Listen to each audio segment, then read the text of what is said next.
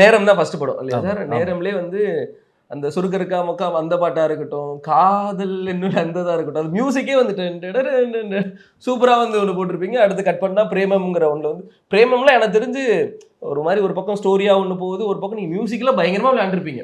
So இப்படி இருக்கிற Rajesh sir, ஒரு ஆரம்ப காலகட்டத்தில ஒரு பயங்கரமா நெறைய புது புது மியூசிக் ப்ரொடியூஸ் பண்ண ராஜேஷ் சார். இடையில நீங்களே வந்து ஸ்டார்ட்டிங் சொல்லியிருந்தீங்க, ஃபோன் எடுக்கல. நான் கொஞ்சம் நெறைய மறந்துட்டேன். அது எதனால சார் அப்படிங்கிறத தெரிஞ்சுக்கலாமா? தெரியல. நானு ஆக்சுவலி அந்த ஒரு கிரியேட்டிவ் ப்ராசஸ ரொம்ப புடிக்க ஆரம்பிச்சுருச்சு. ம். ஸோ அத அத சார்ந்து அப்ப நான் அ என் என் என்னோட மைண்ட் செட்ல நான் கொஞ்சம் இம்மச்சூரா இருந்திருக்கலாம். ம். இல்ல நான் ஏதோ பெருசா சாதிச்சுட்டேன். நல்ல ஒரு ஈகோல இருந்திருக்கலாம்.